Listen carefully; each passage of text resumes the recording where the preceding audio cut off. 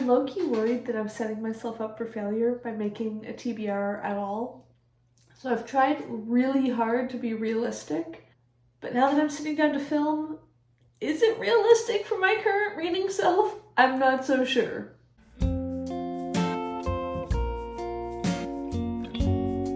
Hi everyone, Rosie here. Welcome back to my channel. In the interests of trying to get back into the groove of making booktube videos, I thought I would try and return to an old routine, which is making TBRs. I have a bit of a sense of some books that I would like to read in October and November and December. If you saw my 23 and 23 video that I made at the beginning of the year, a lot of these will be familiar because my TBRs for the end of the year will largely be just trying to actually read the books I put on that list, and I think that's about as much planned reading as I want to set myself. For context, I have not been reading nearly as much in the last year and a half, I guess, as I did when I first started my channel 3 years ago. You know, things change in life. I'm a bit busier with some other stuff and just like, I don't know, less focused on that right now. I'm sure in the future I will read a lot at certain points and less at others. I think that's just sort of how things go for me. But within that context of not reading quite so much, I still am enjoying books and I want to enjoy books even more, and I have a lot of books I'm excited to read, so I think a little bit of a plan might help me do that. I thought I would start out by going through the books that are on my currently reading shelf, and the first of those will hopefully be finished like practically by the time you're seeing this video. It is Scarlet by Genevieve Cogman. This is a fantasy novel set in the French Revolution. It's like 1793, and there are vampires. There's rebels, there's a Scarlet Pimpernel, there's a young woman who's been caught up in the middle of all of this and is really in a tough spot in the book right now where I'm reading, which is why I haven't picked it up in like probably close to a week. I'm 63% of the way through. I've got just under 2 hours left. And I'm kind of hoping to actually finish this in September still. I'm filming this on September 30th. It's just before 3 p.m. So I'm kind of hoping that after I film this video, maybe I can just sit down. I know that if I can get into it and read a chapter, Genevieve Cogman's writing is just going to sweep me up. I know that she has a way of telling stories that it's all going to be resolved in a way that I'm going to enjoy in the next 2 hours. I just need to power through like that first 10 minutes of feeling tense. I am so bad at those points in the narrative where it's like the climax of everything is tense and I just want to put the book down. Another book that I had initially hoped to finish by the end of September but will definitely not be doing so is The Miniaturist by Burton. This is a historical fiction novel set in Amsterdam in the 1680s, and it follows a young girl from the countryside who marries a wealthy merchant. To give her something to do because she doesn't really have a role in his household, he gives her this like really elaborate, beautiful doll's house replicate of their house, and she's now started commissioning tiny, ornate, beautiful furniture from a miniaturist to fill this doll's house. I don't know exactly what the intrigue is going to be yet or where the story is going to develop to, but I have been picking away at this. I had hoped to finish it by the end of September, as I said. That's what I had said in my try a chapter video, which you can watch up here. That just hasn't happened. I've not been reading as much as I would have liked to, but that's okay. I have read a little bit more, and I am going to continue reading this and continue enjoying it in October. Another book that will probably continue to stay on my currently reading for a little while is Dangerous Liaisons by Pierre Choderlos de Laclos. This is a French classic written in 1779 and published in 1782. It's told through the form of letters written between this group of people and sort of, you know, all sorts of various people writing to each other, and basically follows the story of a few people gaslighting, grooming, manipulating, seducing, generally being awful to some seemingly lovely and innocent young women. I am 37% of the way through. I am sort of reading it in small goes. I don't ever want to sit down and read 40 or 50 pages of this, but I'm trying to read like 10 pages before bed most nights, and I'm hoping to sort of read it throughout October. I am enjoying it, it's just some of the letters are so like, ugh, you're just being so gross. Like, if I had a teenage girl in my life, I'd be like, okay, read this, and then we're going to talk about why all of this is examples of everything to avoid. Because this might be set in pre-revolution France, but like literally all of these behaviors are all the disgusting things that people are still doing now, and this is why you should avoid them. Yeah, so it's kind of a weird reading experience, but I am enjoying working away at that kind of slowly. And now I want to get into the truly TBR portion of this video. I've decided to try a new system for myself, which is to use the Storygraph Up Next shelf as my TBR management system. It's sort of, you can take from your TBR on the Storygraph up to 5 books and add them to your Up Next section, and then they're like at the top of your TBR for you to see. It's limited to 5 books, and I thought $5 a month sounds like a really good, like, somewhat ambitious, probably a bit more than I have been reading naturally without trying to focus on reading it all over the last few months, but not so much that it's going to be like impossible, overwhelming. I'm just going to feel defeated because I can't possibly read this much right now. That's what I'm going to try. We'll see how it goes. And here are the books that I have picked for October. First up, I have Snuff. This is the 39th Discworld novel.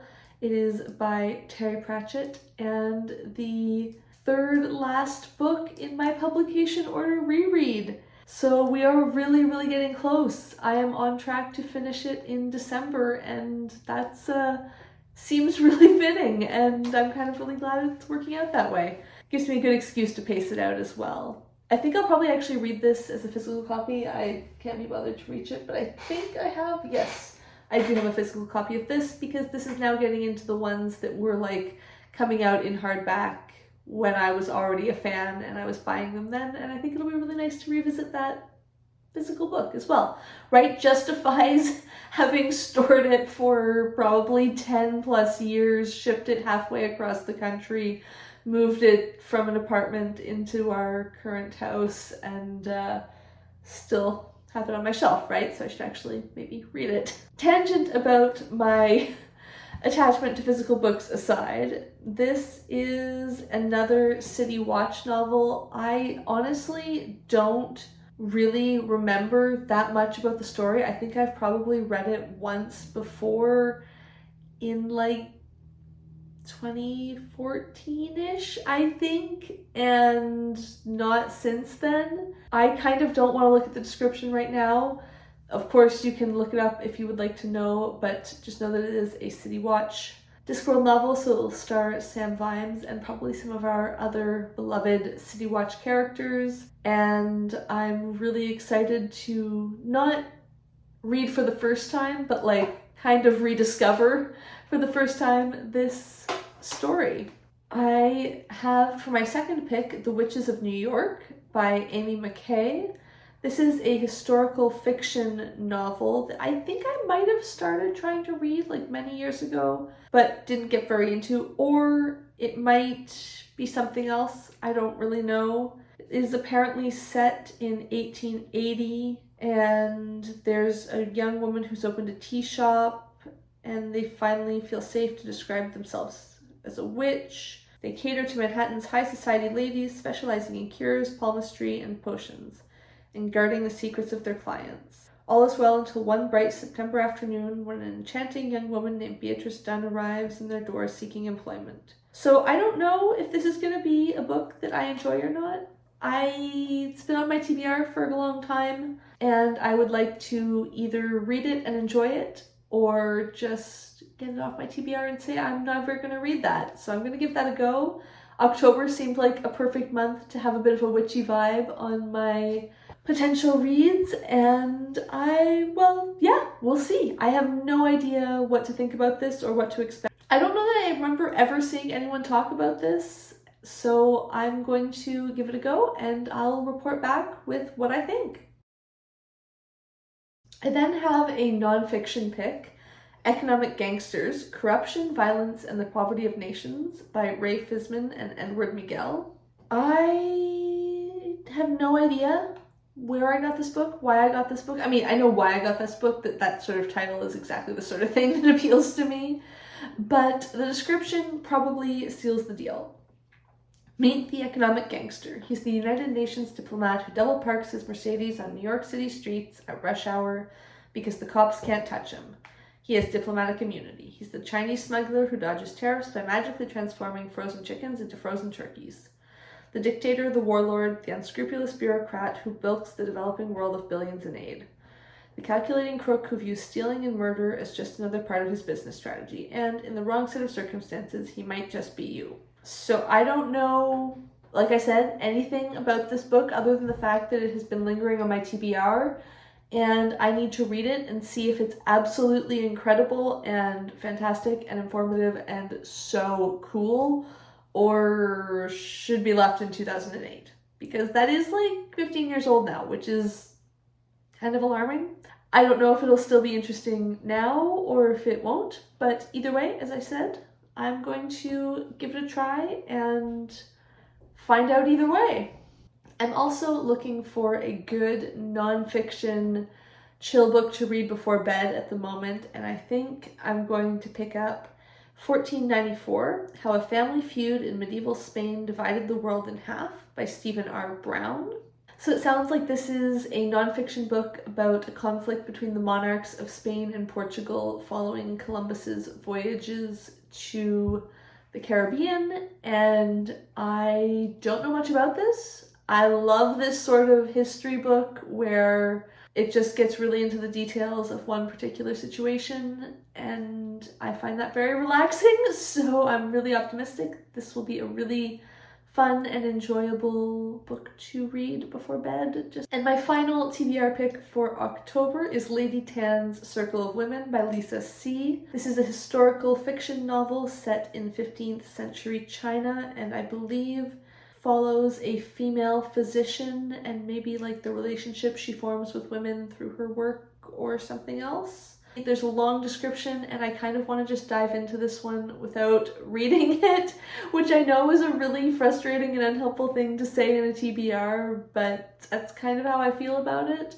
I've heard really good things, and I wanted to read this in September. If you saw my vacation TBR, it was on there. I haven't quite got to it, that's why it's on my October TBR. I really do want to read this. That sounds really cool and really unlike things that I have read recently or ever, so I want to give it a try. It sounds like it'll be the adult version of some sort of historical fiction that I liked as a kid, and I'm really excited to see if that's actually the case or not. Alright, I should stop talking. I thought this was going to be a quick little TBR with only 5 books, and somehow I have said way more than I expected, and now I need to edit this video and also read that Genevieve Cogman book that I am so excited to finish. So I will sign off here. Let me know down below in the comments, what are you planning on reading in October? And how big is your TBR? How do you decide how many books to have on your TBR for a month? I would love to hear about your process for that as well. If you enjoyed this video, make sure you give it a like. If you would like to see more of my videos, including probably vlogs and or wrap-ups talking about the books in this TBR, make sure you hit subscribe, and thank you for watching.